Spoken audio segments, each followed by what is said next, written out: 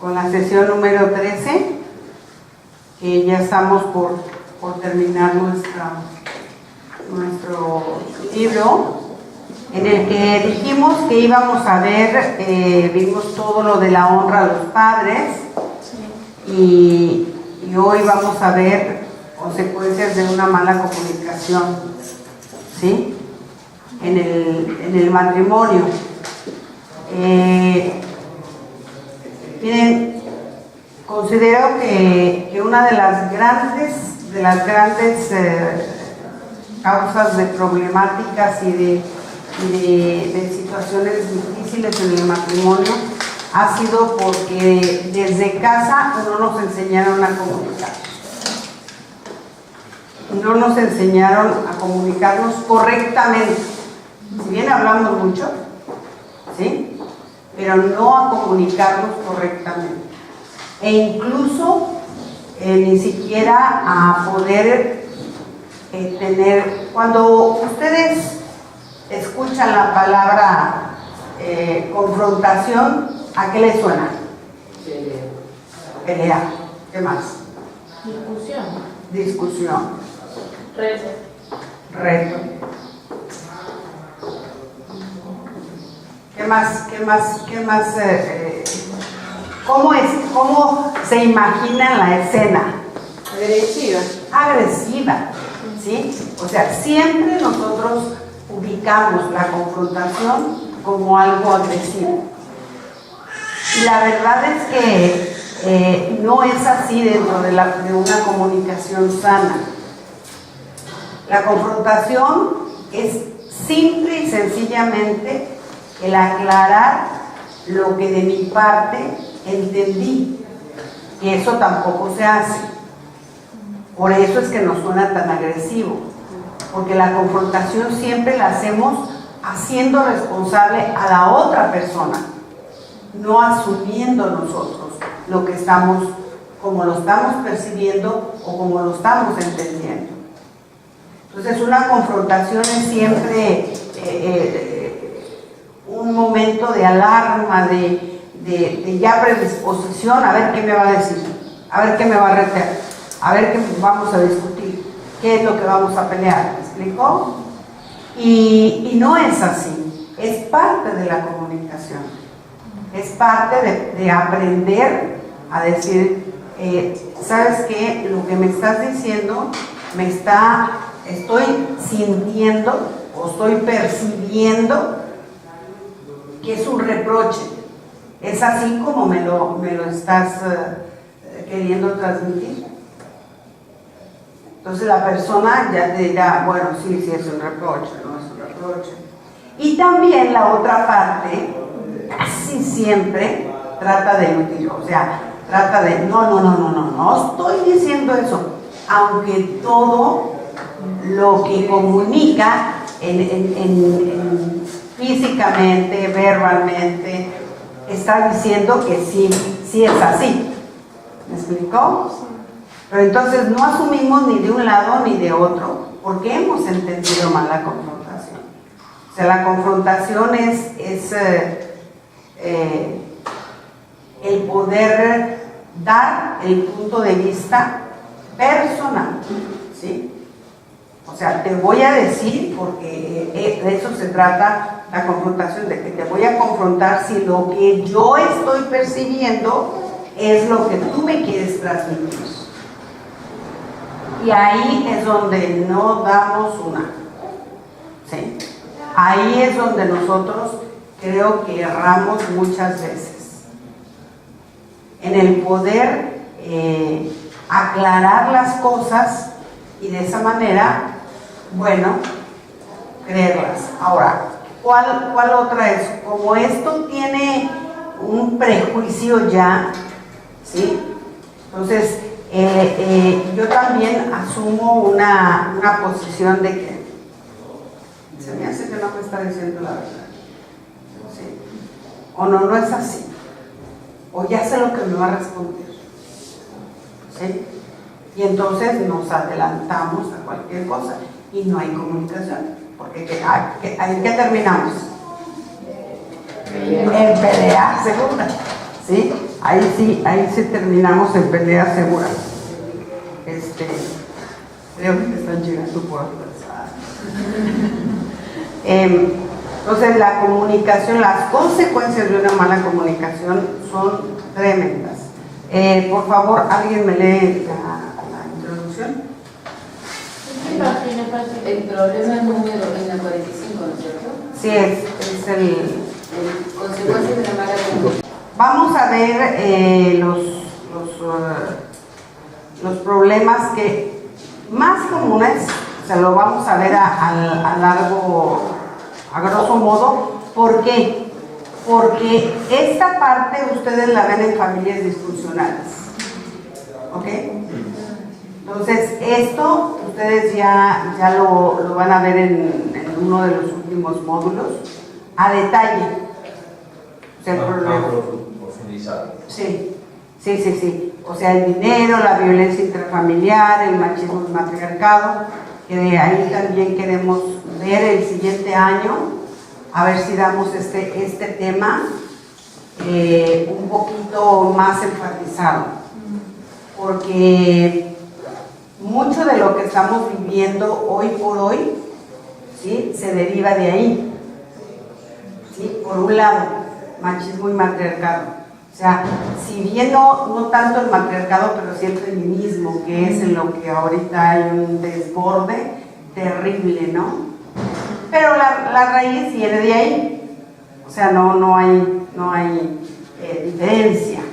Les digo, son diferentes barnices, pero finalmente se van a dar cuenta que es así. La infidelidad, ideas equivocadas sobre la sexualidad, ya ahora ya no es ideas, ¿sí?, sino que ahora ya es algo más claro, más contundente, que lo vamos a poder ver en marzo. La familia política, teniendo actitudes incorrectas, relacionarse con personas que sean de mala influencia, el abuso de licor, de drogas, siendo malos administradores. Esas son a grandes rasgos, le digo, lo que bueno, aquí se ve. Y lo que se sale totalmente, todo esto que hemos estado viendo, se sale del orden. ¿Qué sucede cuando hay algo obvio que se sale del orden? Viene el desorden, ¿sí? Pero más que el orden, nosotros tenemos que aprender a tomar las directrices correctas para no perder el orden. Por eso se llama así, el orden de Dios para la familia. ¿Sí? El que se dan las directrices correctas para que de esa manera se pueda seguir de una manera, pues, mucho mejor. ¿Sí? Y una de las grandes cosas son estas circunstancias.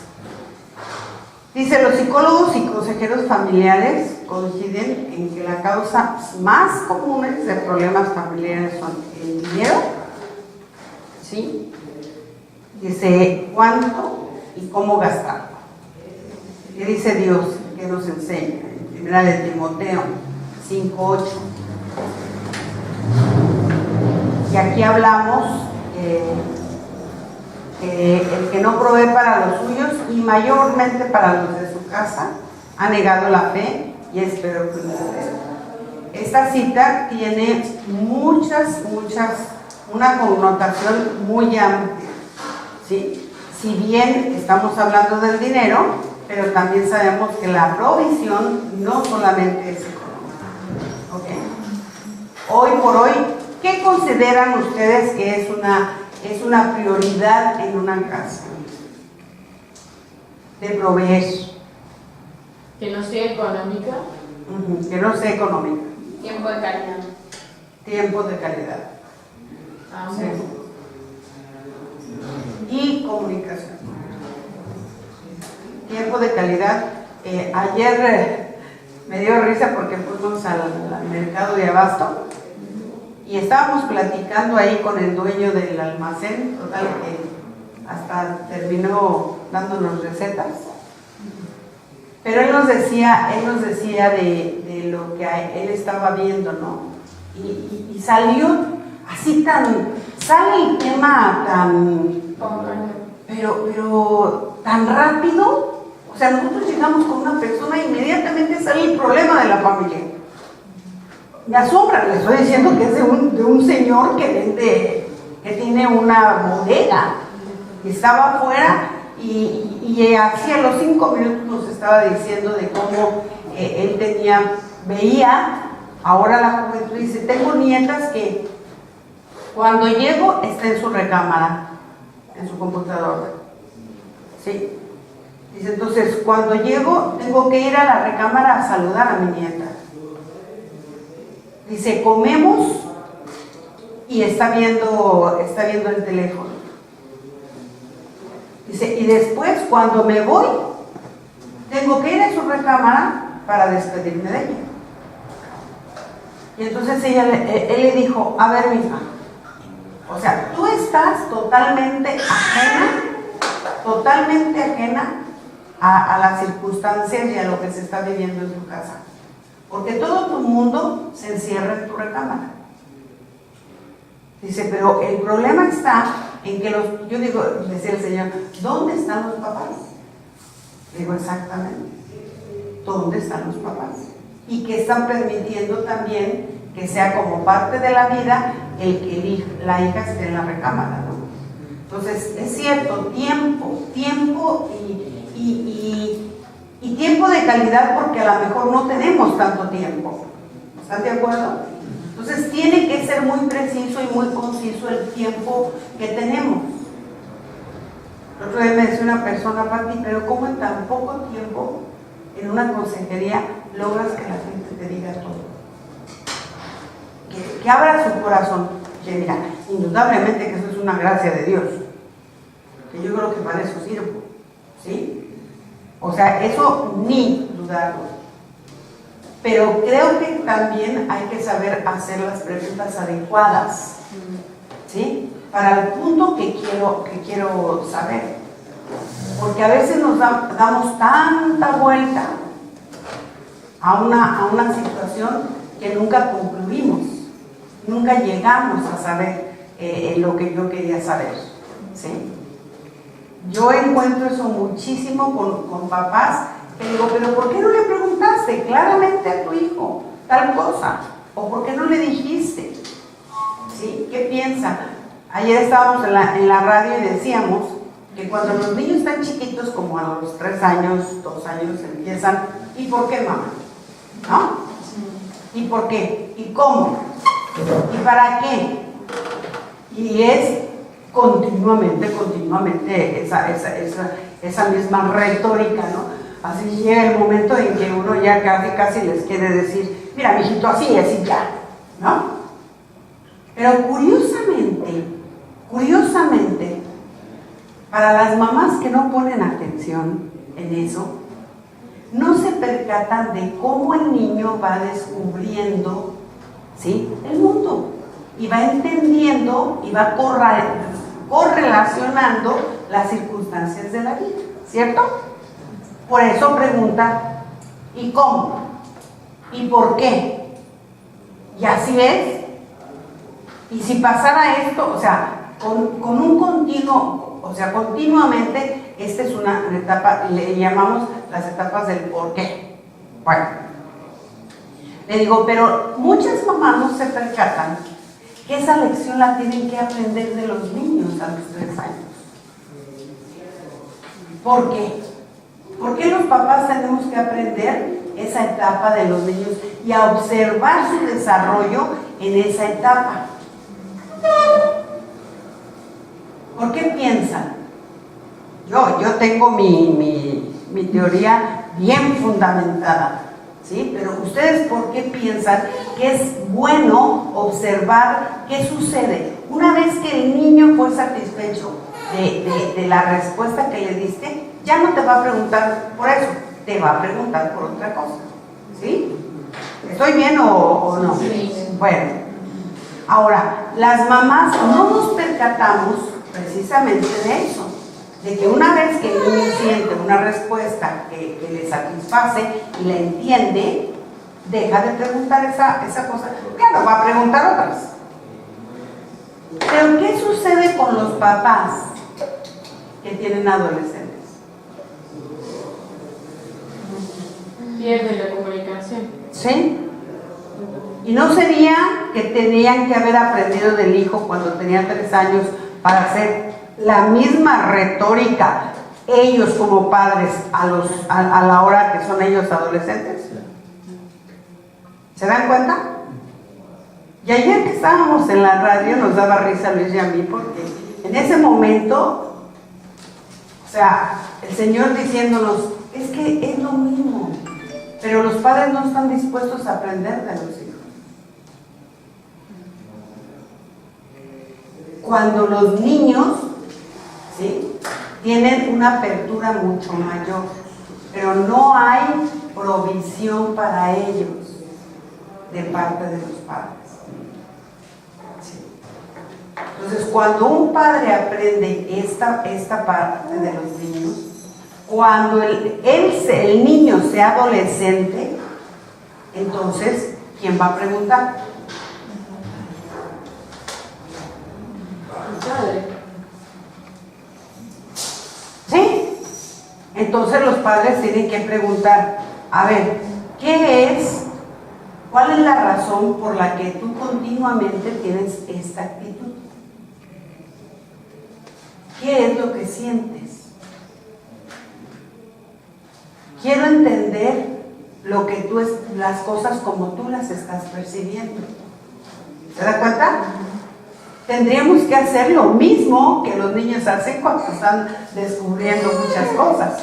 Pero nosotros también tenemos que descubrir a esa edad la forma como ellos están percibiendo o entendiendo las circunstancias de la vida. Y sin embargo, no nos tomamos el tiempo para hacerlo. Entonces, yo considero también que una de las cosas es el tiempo, que no se les provee de tiempo y no se les provee de comunicación. ¿Sí? O sea, de tiempo, pero no para estar, ¿no? Como dice Belén, calidad significa que le saques un beneficio a ese tiempo para mejorar su relación. Y a mí se me hace, Pati, que eso tiene que ser desde la niñez, o sea, esa comunicación tiene que ejercitarse desde que es chico para que cuando uno llegue a la adolescencia no se encuentre con algo nuevo en la adolescencia, sino que ya esté acostumbrado a hablar, a contar, a comunicarse, a tener espacio. Cuando lo querés lograr de cero en la adolescencia, como que ya no digo que es tarde, pero es complicado. Sí, además hay algo importante dentro de todo esto, que no se les enseña a desarrollar la atención. A que me veas, a que cuando me hablas, yo te vea a los ojos, que te vea a la cara, ¿sí? A que en ese momento tengas todo, o sea, mis sentidos enfocados a lo que me estás diciendo, ¿sí? Y a los niños no se les enseña esa parte. Entonces pueden estar hablando, diciendo lo que sea y viendo para todos lados. Pero si les enseñamos desde pequeños como parte de la crianza, la atención, que es también, que equivale también al respeto mutuo, de que voy a hablar con Caro y la voy a ver a los ojos y voy a estarme quieta. ¿Qué les pasa? Cuando, miren, a mí me pasa con Peli. Cuando quiere hablar algo serio, ¿saben cómo me dicen? Sin cuchillo ni cuchara de por medio y sin teléfono. ¿Quién sabe por qué me lo dice? ¿Me explico? ¿Por qué? Porque ella siente que no le pongo atención, porque sí, claro, estamos en la cocina, yo estoy cocinando y estoy hablando, pero no la estoy viendo. ¿Se dan cuenta? Entonces me dice que no haya cocina de por medio. Entonces ya sé que la cosa es muy seria, ¿no? Entonces hay que tomar medidas. Pero me dio risa cuando me lo dijo, porque dije, lo que ella necesita es que yo me siente y la veo. Ahora, reflexionemos, rebobinemos, ¿sí? ¿Cuánto lo hago yo en mi casa? ¿Y cuánto no lo hice? Pero miren, siempre hay tiempo para poder iniciar. ¿Están de acuerdo? Siempre hay tiempo. Por eso dice que cuando no lo hacemos, negamos la fe. Dios hace posible que volvamos otra vez a recuperar lo que no hicimos. ¿Ok?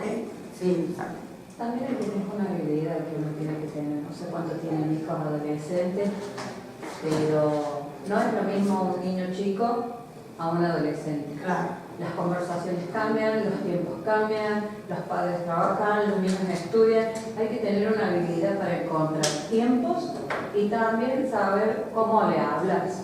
Sí. Porque no es lo mismo hablarle a un niñito, hablarle a un adolescente. Él ya quiere otras cosas, ella ya busca otras cosas, entonces también depende de una habilidad. Como mamá, que muchas veces, lo digo yo, no hice el clic.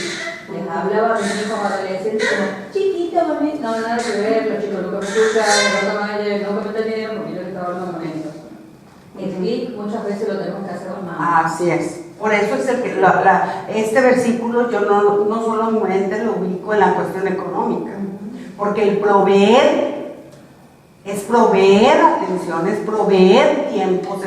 Mira, aunque, y peor si tienes varios adolescentes, a mí se me juntaron 3, ¿sí? Entonces tenías que ver cada uno cómo era que te podías comunicar. Lo bueno es que la chica estaba chica, si no me vuelven loca.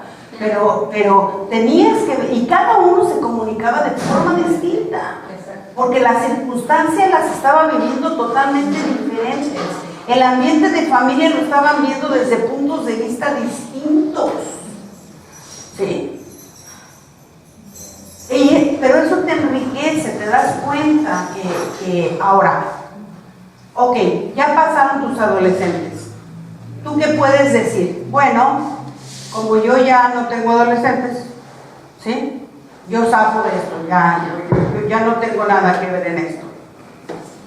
No, yo creo que no. Yo creo que no, porque toda nuestra vida familiar es de proveer, ¿sí? De provisión, toda nuestra vida. Por eso dice que mayormente el de su casa ha negado la fe y es peor que un incrédulo, porque echas abajo la fe, no tan solo la tuya, sino también de los que están cerca de ti. Entonces siempre tenemos que hacerlo, ¿sí? Y una cosa más, Pati, lo bueno del curso que estamos haciendo Ciencia de la Familia, que nos enseña cómo mejorar y ser mejores padres, y también nos da la oportunidad de que lo que no hicimos bien, redimirlo, claro, y empezar a hacerlo. Entonces, claro, eso es lo bueno del curso de Ciencias de la Familia. Es decir, claro, ¿en qué no había una tarea por ahí que decía, qué no hiciste bien con tus hijos? Bueno, ¿qué vas a hacer? Nos da la oportunidad esa de decir, miremos para atrás, corrijamos y sigamos bien. A lo mejor nos va a llevar un poco de tiempo, porque miren, los hijos ya los hicimos incrédulos de nosotros, ¿verdad? Ya no son tan crédulos. Ya como que, ¿a poco de veras cambió? Ahora los hijos nos prueban, y más en una circunstancia así. Pero yo creo que si nosotros perseveramos, lo logramos. Yo lo creo, ¿sí? En el que yo voy a insistir y yo voy a seguir con mi postura hasta que logremos hacer el fin.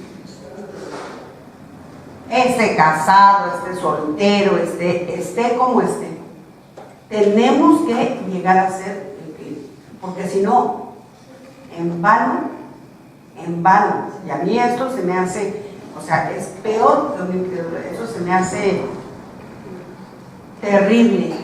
Ahora, ¿por qué dice es peor que un incrédulo? ¿A qué se refiere?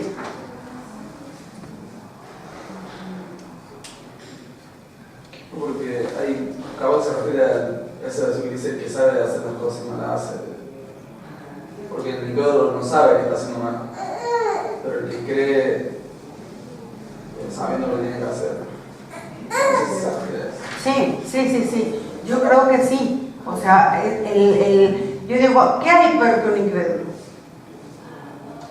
Como dices, el ciego que no quiere ver. Exacto. El que no quiere escuchar. ¿Sí? O sea, eso es lo que... Por eso aquí lo está poniendo como incrédulo, porque dice, ha negado la fe. Ha negado el que Dios lo pueda hacer. Ha negado el que haya la posibilidad, la apertura de que se pueda hacer. ¿Sí? Y primera de Timoteo 6:10, ahí sí ya es más claro. Sabéis que todos los males es el amor al dinero, el cual, codiciando a algunos, se extraviaron de la fe y fueron traspasados en muchos nombres. Y aquí a mí me llama la atención, ¿sí? Es el cual, codiciando algunos, se extraviaron de la fe. Eso nos queda a todos claro. Que la gente, muchas veces, Dios la bendice y se queda con la bendición y se olvida del que bendice. ¿Están de acuerdo? Sí. O sea, se olvidan. Una vez que tienen, el dinero da poder. Y una vez que se olvidan de eso, de quién se los dio, olvídese. Sale todo lo que realmente hay en el corazón. Pero también me llama la atención, la última parte dice, y fueron traspasados. ¿Qué es lo que va a hacer Dios? No es el diablo, ¿eh?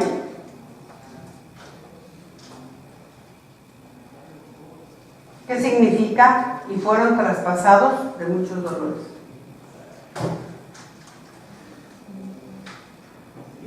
Que van a ser probados, que Dios va a trabajar en esa área y no va a ser lindo, digamos. Más que probados, traspasados. Habla en el juicio hecho y ejecutado. Dios nos va a demandar. No, va más allá. ¿Sí? O sea, es traspasado, te parte en dos. En la nueva traducción viviente dice, pues el amor al dinero es la raíz de toda clase de mal, y algunas personas en su intenso deseo por el dinero se han desviado de la fe verdadera y se han causado muchas heridas dolorosas. Exacto. Por eso les digo, es traspasado. O sea, solamente que va a ser quebrantado. Como dentro del Señor lo entendemos. ¿Sí? Va a ser quebrantado. ¿En dónde? ¿En qué área? Con la que le ha causado todos los males. Ay, pero sí va muy bien mi negocio y de repente, ¡puc! Este domingo fuimos a Río Cuarto. Una bendición, pero una bendición. Ay, no, Dios es tan bueno. Tan bueno. Porque nosotros tuvimos una situación con unas personas que amamos mucho y de repente el amor al dinero, literal, el amor al dinero quiso de alguna manera comprar a los Lucy y luego que creen que no quisimos. Y dijimos, en eso no negociamos. Hay cosas que no se negocian, ¿sí? Y una de ellas son las cosas de Dios. Los sentimos. Y fue muy violento, pero violento con nosotros. Al grado de acá hablarle y decirle, no quiero que me vuelva a hablar, no quiero saber nada de ustedes, no quiero que me llame o que haga. No lo intente.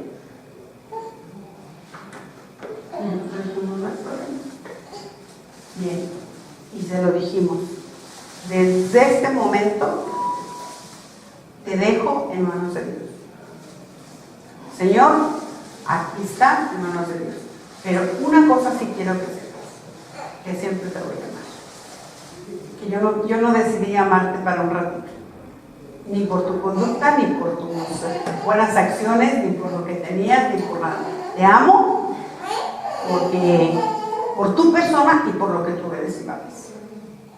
Así es que lo siento, yo aquí voy a estar siempre, pero no lo necesito, yo siempre voy a estar aquí. Así que terminó el asunto. Difícil, sí. Doloroso, no me digan, porque yo chillaba y chillaba y chillaba, ¿sí? ¿Por qué? Pues porque amas a la esposa, porque amas a las hijas, porque nos habíamos encariñado. Y yo venía bien contenta y bien feliz de México, y yo dije, ay, les traigo unos regalos a las niñas, que no sé qué, que no sé cuándo. Y ellas siempre esperaban que llegara la tía Pati. Obvio, como niñas, ¿no? Pero pues nunca llegó. Hasta hace, fíjense, eso hace como 3 años. Y empecé yo nunca los quité de mi WhatsApp, yo nunca los quité de nada. Luis sí, pero yo no. Y tenía razón, a él le dijeron todo conmigo. Entonces yo dije no, porque va a ser el vínculo, ¿no? Que sepan de nosotros, aunque no quieran, y nosotros de alguna manera saber de ellos. Pero más que nada las niñas a mi edad lo que me preocupaban. Bueno, pasaron los años, pasaron todas las situaciones y lo que es, o sea, como esta era la raíz de todos los males, era el dinero. De repente la compañía con la que trabajaba resulta que hizo un fraude al gobierno de aquí de Argentina y a nivel federal y se vino abajo. Y obvio se vino abajo también. Tenía 3 negocios, 3 oficinas y se vinieron abajo. Y entonces imagínense el pique que tuvo, ¿no? Tremendísimo. Y aparte, de repente le encontraron que tenía una apertura en una de las venas del corazón, que siempre la tuvo, pero Dios siempre lo guardó y lo preservó, de 4 centímetros. Eso es algo grandísimo. Hágale cuenta que le tuvieron que poner un parche, así, ¿sí? Ponerle un parche en una de las venas, ¿sí? Y entonces fue, ya se imaginarán, una operación de corazón abierto, de todo. Pero eso no fue lo más tremendo, sino el encuentro que tuvo con el Señor. El encuentro que tuvo con el diablo, allí en el sanatorio. Dice que estaba un cuadro y estaba un hombre, y entonces de repente el hombre salió del cuadro. Y le dijo, aquí gobierno yo soy el que tengo el control de todo. Y dice que él decía, él anestesiaba, que no, o sea, acababa de salir. Pero mire, yo siempre digo, qué infeliz es el diablo, ¿no? Porque es infeliz, ¿no? No es feliz, es infeliz. Y presentársele en ese momento a una persona en esa condición. Esas personas las tratan como en algodones, porque cualquier cosita se puede desencadenar algo tremendo, ¿no? Y se le aparece. Dice que cuando lo vio así salir, le dijo, no, pero tú no tienes el control de mi vida. Y él le dijo, te lo voy a probar, que tú de aquí no vas a salir bien. Entonces la persona que estaba al lado de él, que no estaba tan mal, se empezó a poner grave y se murió. Y entonces a él lo aislaron y que no se diera cuenta y no sé cuánto, porque así no había razón ni motivo. Y entonces dice que en ese momento, ya que se fue toda la gente y todo, él le decía al Señor, guárdame. Y dice que en eso se le vuelve a aparecer y le dijo, te dije que yo tenía el control aquí, así es que no vas a salir de aquí. Y él agarró y le dijo, en el nombre de Jesús, te ordeno que salgas de este lugar, que tú no tienes nada que hacer en mi vida. El único Señor y Dios que yo tengo se llama Jesucristo. Dice que no podía ni hablar porque era tanto el dolor que tenía, la apertura del pecho, que ni siquiera podía hablar fuerte ni nada. Dice, pero con eso bastó cuando se le desapareció. Y después, ya en la recuperación de ahí, lo sacaron, se lo llevaron, lo mandaron a su casa y le dijeron, váyase a recuperar en un lugar así confortable, amable, tranquilo. Y después él tuvo, Dios le dio una visión, en donde él veía así como, dice, como un paisaje de Bariloche, y veía un camino. Y le decía a Dios, allá estoy yo. Pero dice que él en ese momento no sintió ni dolor, no sentía nada, nada. Una paz, pero dice, una paz. Y le dijo, ahí estoy yo. Y decía, ¿por qué hay tanta gente caída?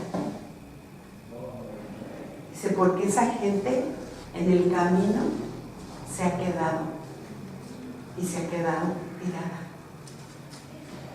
Y eso es lo que quiero que hagas, que levantes a esa gente y la pongas otra vez en el camino, en mi camino, para que siga. Y él le decía, no me lleves, déjame aquí quiero estar, no quiero que vayas, no, déjame, aquí estoy bien, le decía él. Entonces le dijo, no, porque eso es lo que quiero que tú hagas. Y dice que él en ese momento, literal, Dios me dio mi corazón. Ahora están haciendo una fundación con niños de apoyo, o sea, son hogares sustitutos. Y se me hizo tan tierno verlo con un bebé que tiene 4 meses y además bueno, le encontraron cocaína en sangre al bebé, entonces pues en malas condiciones, pero el amor, el cuidado que le dan las niñas, él, o sea, yo dije, Señor, ¿qué tienes con esta criatura? ¿No? Pero también, claro, cuando nos vimos, bueno, porque no sé, su esposa empezó desde que lo operaron, ella empezó a comunicarse. Yo le escribí y le dije, a ver, dime qué necesita, y andaban allá con lo de la sangre,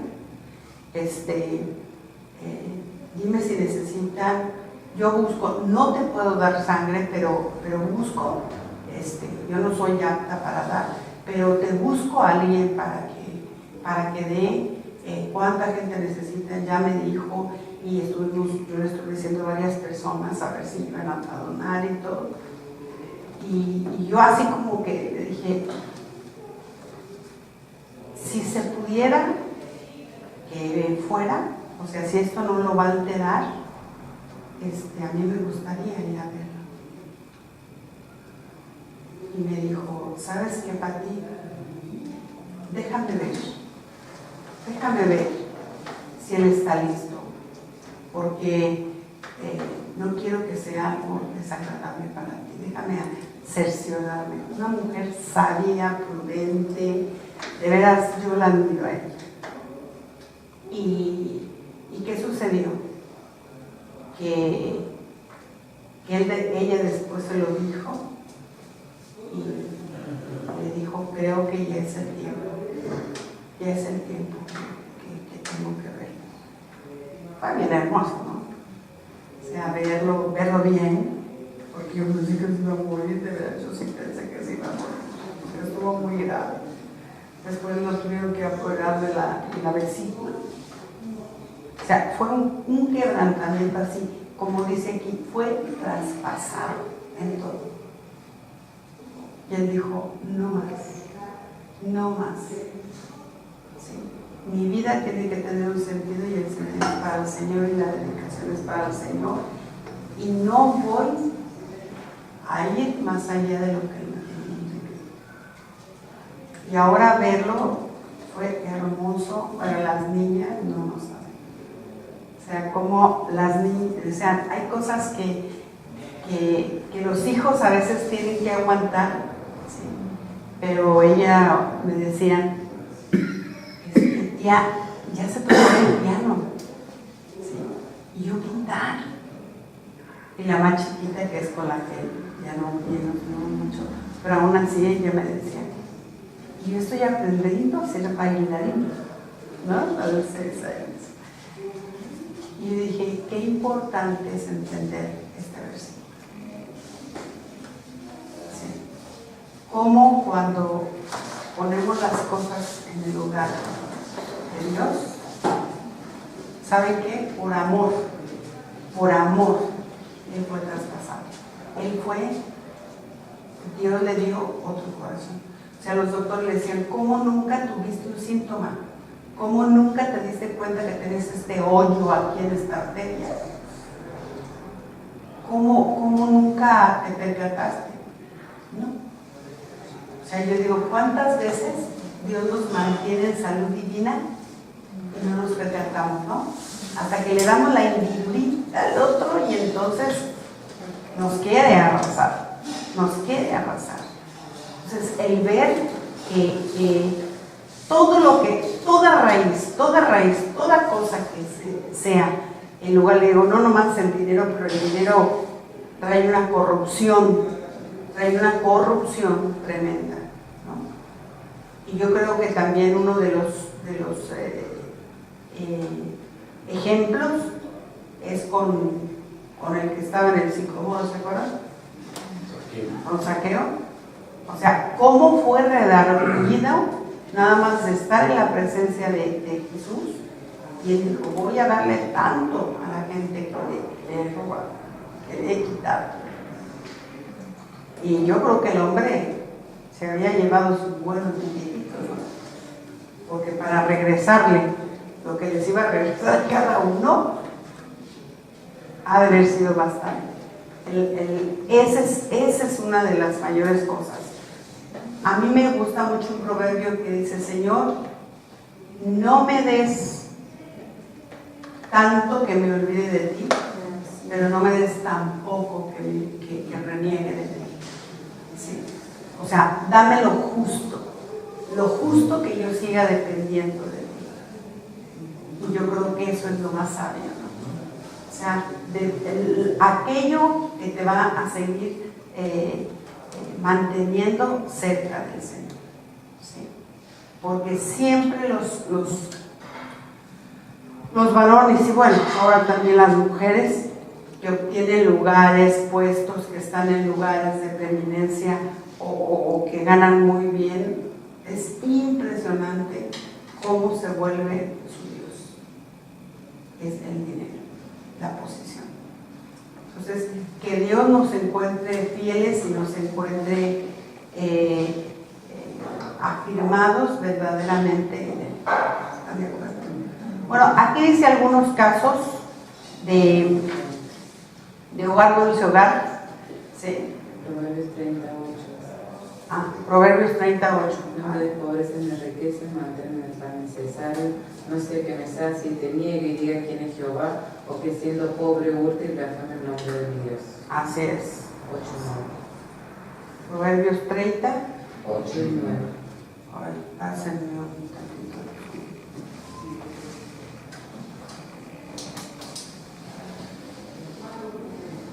Proverbios 30, 8 y 9. Y es un versículo que la verdad ha sido carne en nuestra vida, ¿sí? Cuando ha habido circunstancias difíciles, duras, yo le digo, Señor, yo nada más te quiero acordar lo que dice tu palabra, ¿no? No me des tampoco que reniegue. no quiero. Y sé que el corazón de Dios no es ese, no es ese, ¿sí? Aquí se habla acerca de las estadísticas de lo que hay de abuso sexual en México. Bueno, lo hicimos allá, pero déjeme decirle que esto lo tenemos nosotros que modificar aquí en este manual. Pero en Córdoba el índice de violación de abusos sexuales es altísimo. Altísimo, ¿sí? Casi un 65%. Nos metimos a las estadísticas a ver, y es como del 65% el abuso sexual. Estamos hablando de todos los tipos, ¿ok? Aún dentro del matrimonio. Aún dentro del matrimonio, los abusos que hay, ¿sí? La violencia es parte de la vida de muchas familias, ¿sí? Aquí hay algunos testimonios de personas de cómo fueron violentadas, de cómo la violencia, ¿sí? Dice algunas manifestaciones también de violencia es el abuso verbal, ¿sí? La intimidación, o sea, el abuso verbal rebaja, insulta, aquí está en su manual, ¿sí? En la segunda hoja, ya pasé a la tercera hoja. El abuso verbal rebajar, insultar, ridiculizar, humillar, utilizar juegos mentales e ironías para confundir. A ver, dentro del abuso sexual también están las bromas. ¿Han oído del humor negro y del humor ácido? Que yo no sabía eso, yo no lo conocía, que me lo explicaron. Eso es lo que causa. Y la palabra habla de la gente que es burlona, o sea, que se burla o que hace mofa hacia otra persona. Dice que son escarnecedores, ¿sí? Escarnecedores.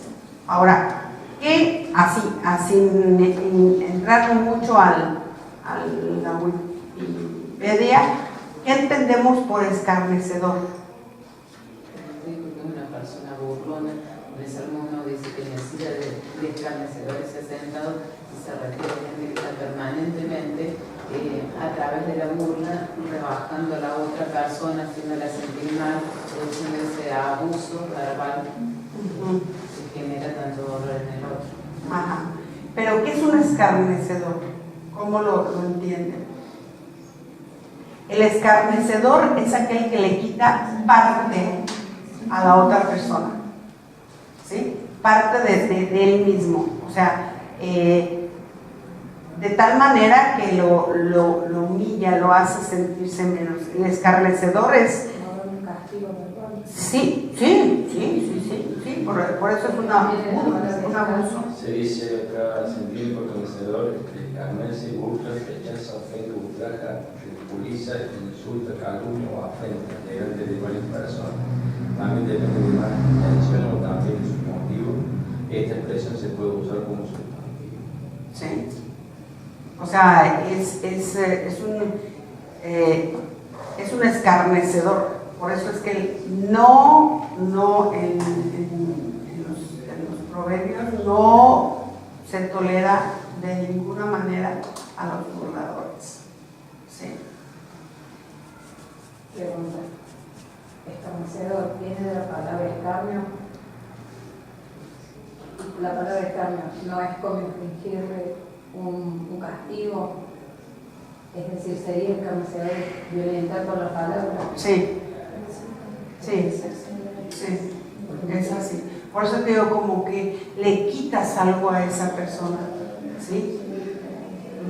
Más allá de la burla, lo que sea, laceras su persona.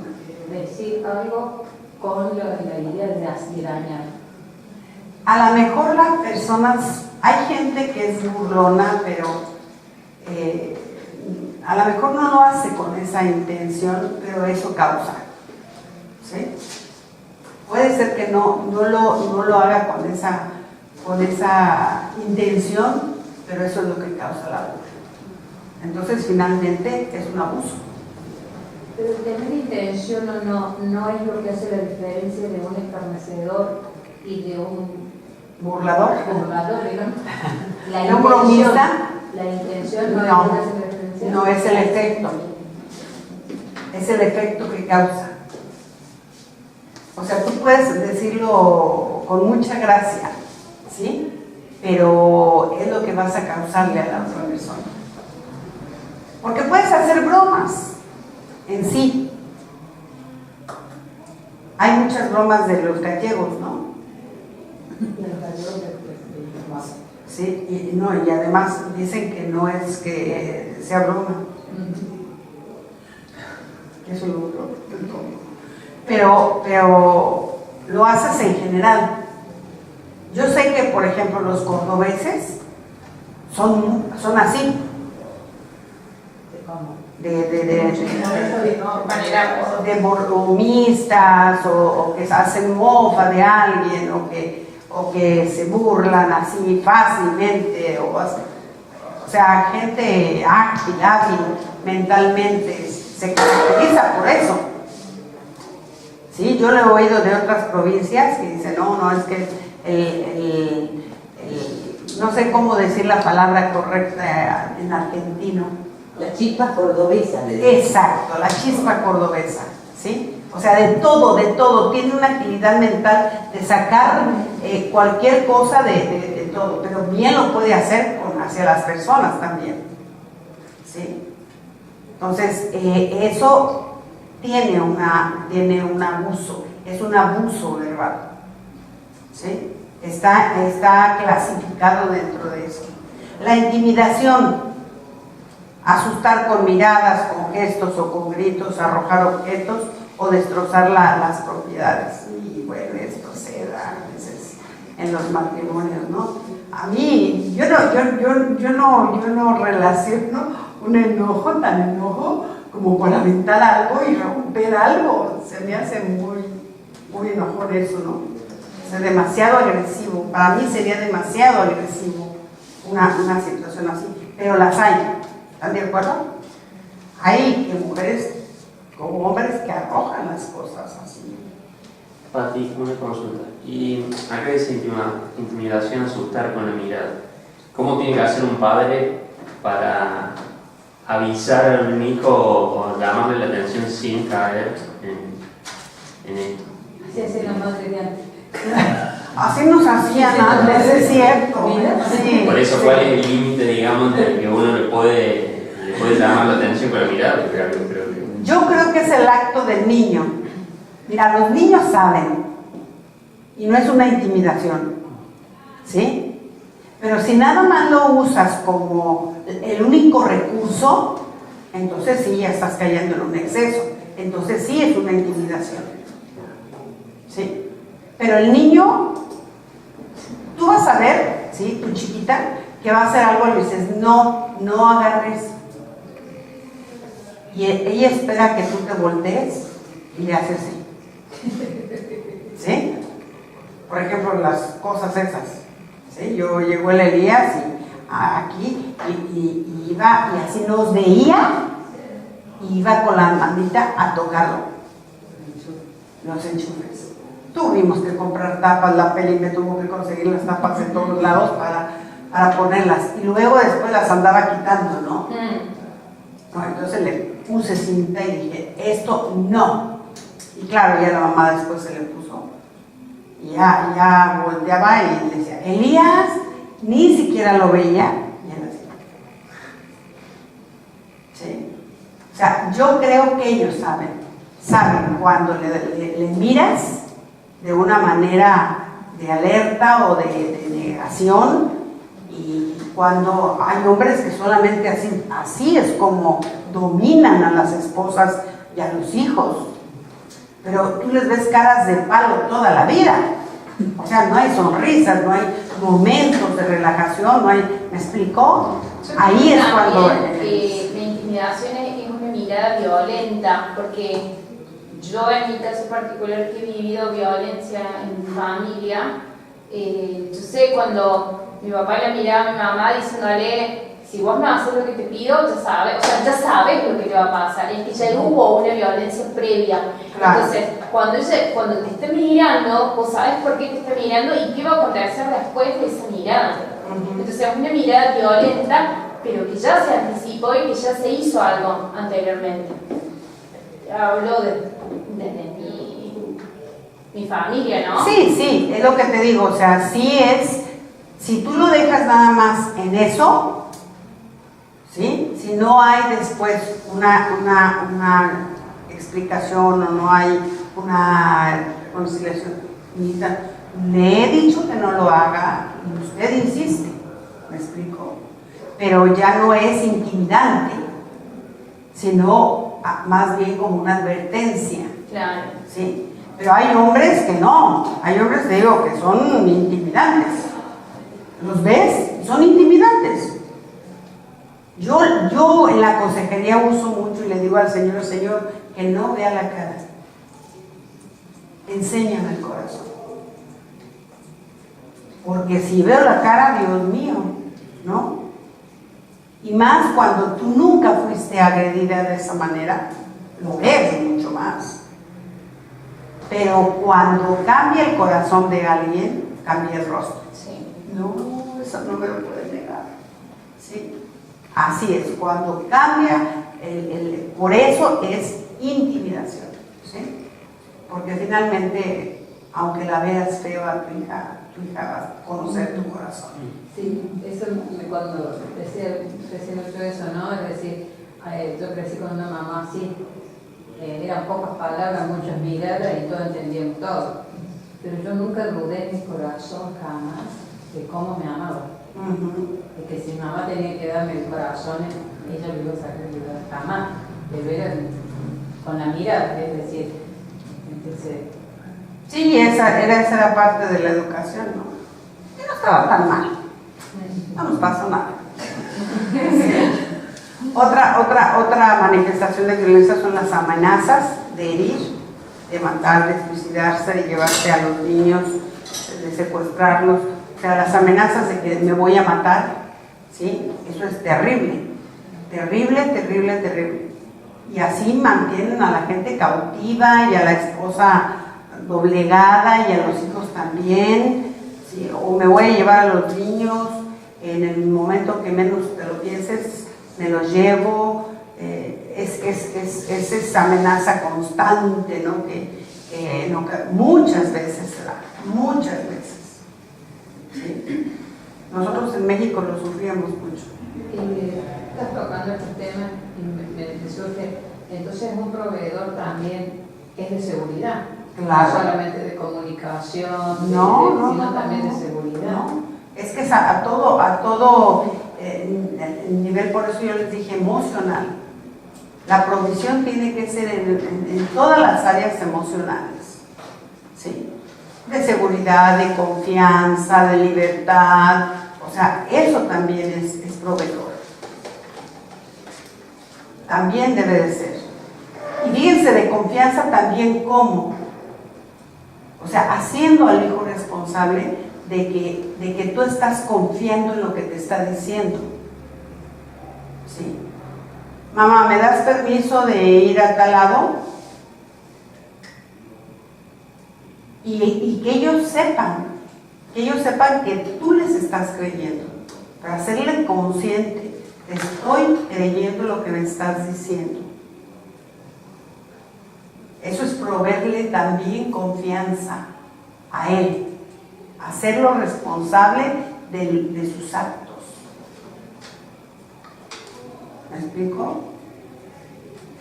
O sea, les digo yo, como tuve de todos, tuve variadito, ¿sí? Pero yo tengo una hija que nunca me dijo algo y hizo otra cosa, nunca. Entonces yo le decía, ok, sí puedes ir. A ver, dime cómo te vas a ir. Puedo ir a un lugar que queda casi 2 horas. Y me decía, pero quiero que me digas cómo te vas a ir. porque sé que como me digas, así lo vas a hacer. Y yo siempre le recargaba, yo te creo. ¿Por qué? Porque tú también has ganado, ¿sí?, mi confianza. Entonces también esa es otra parte que tenemos que proveer, que uno puede confiar en los hijos, en lo que le digan, ¿sí? Y yo creo que como hijo eso es bueno. Tengo un caso, por ejemplo, con mi viejo, de que bueno, cuando éramos adolescentes y empezamos a manejar y todo eso de los autos, había algo que siempre, como que me acuerdo de mi viejo, era, por ejemplo, la primera vez que chocamos el auto, pero no fue culpa nuestra, estábamos con mi hermano pensando si le decíamos o no, porque él no nos enseñó, dijo, vayan a una escuela a aprender. Pero aprendimos, pero no sé si al mes lo chocamos el auto, y mal, toda la cuerda, así, era mucho el choque. Y estamos con mi hermano pensando de que si le decimos o no, encima era de noche, nos decidimos y le hablamos y mi viejo no se puso como re loco, nada, sino que dijo, bueno, está bien, es parte del obviamente lo tuvimos que ahorrar para pagarlo, pero no se puso mal así, y ese acto nos generó la confianza que para el próximo choque, que no chocamos mucho, pero sí hubo 2 ocasiones, ahí nomás de decirle, mira, pasó esto, no ando ocultando nada, ni tener que mentir o lo que sea con ese tema. Yo, bueno, eso se lo voy a trasladar a mi hijo en algún momento de cuando llega a pasar que traes el auto y llega un accidente, no ponerme. Y es que los papás tenemos que asumir que ese es el riesgo. Ese es el riesgo. Yo les digo, aseguren los autos. Pero ese es el riesgo. Es como cuando las esposas, ¿no?, empiezan a manejar. Seguro que lo vamos a rayar. Seguro que nos va a pasar algo. Pues estamos aprendiendo, ¿no? Yo le digo a mi marido, asegúralo. ¿Por qué? Porque así es parte de lo que uno tiene que asumir y de lo que los hijos tienen que aprender. Porque yo me imagino, ¿no?, el susto y ¿qué hacemos? ¿Y qué le decimos? O sea, porque es así. Pero cuando ven la reacción, no, eso da descanso a cualquiera, ¿sí? Entonces a veces uno tiene que poner la buena cara, aunque por dentro estés. A mí una vez una personita muy amada, muy querida, me sorprendió así, y de repente me empezó a soltar todo. Yo por dentro decía, ¿qué hago? ¿Lloro? ¿Me alarmo? ¿Me preocupo? ¿Qué hago? ¿Qué haces en ese momento? ¿No? Yo y ecuánime, estábamos, esa personita, muy cerquita mío, otra y yo. Y la otra se hizo un poquito hacia atrás de la que me estaba platicando y me decía, ¿qué pasa? O sea, ¿no? Y yo así, ¡qué barbaridad! ¿Y cómo te sentiste? ¿Y por qué decidiste después, o sea, te diste cuenta? Sí, me di cuenta y esto, lo otro. Y yo no, me daba casi el infarto, ¿no? Y en eso dice, ay, perdón, voy al baño, ¿eh? No se quiten de donde está para seguirles platicando. Y yo, no, por favor. Y se va al baño y la otra persona me dice, Pati, ¿cómo le haces para no hacer mala cara o algo? O sea, le dije, porque si yo hago algo, un gesto, si yo hago algo, se va a callar. Se va a callar. Y no voy a saber todo lo que tengo que saber. Porque ¿cómo vas a arreglar una situación si no conoces toda la historia? ¿Me explico? Entonces a veces eso nos pasa. Choca y ¿cómo? ¿Y qué pasó? ¿Y quién tuvo la culpa? ¿Y qué hicieron ustedes? Si hubiera sido esa la reacción de Cesana, la reacción de ella sería distinta, ¿no? Pero cuando es tranquila, ok, las cosas es más fácil y cada vez se va teniendo un acercamiento. ¿Están de acuerdo? Algo se estaba acordando de Guillermo que estaba recién pensando. No, un choque, o sea, no conocí al Señor, yo era chico y me papá se metió con Nancy todo el auto y acabó todo hermoso, pero salió, habló con un amigo, con cigarrillo, una chascotillo, me corta, tuvimos que volver. Yo puedo ser piloto, ¿cómo manejaba? No fue la reacción de Panamá. Yo era chico y me acuerdo que mi mamá, mi papá, se loco, bueno, mi mamá, no sé qué, yo fui a la cama. No fue solidario, ¿eh? Bueno, el abuso sexual, también aquí está todo lo que produce la imposición, o sea, todo. El uso de anticonceptivos, presiones para abortar, menosprecio sexual, imposición de relaciones sexuales en contra de la voluntad o contrarias a la naturaleza, ¿sí? Y contrario al mandamiento de Dios. Al mandamiento de Dios, perdón, sí. Sí.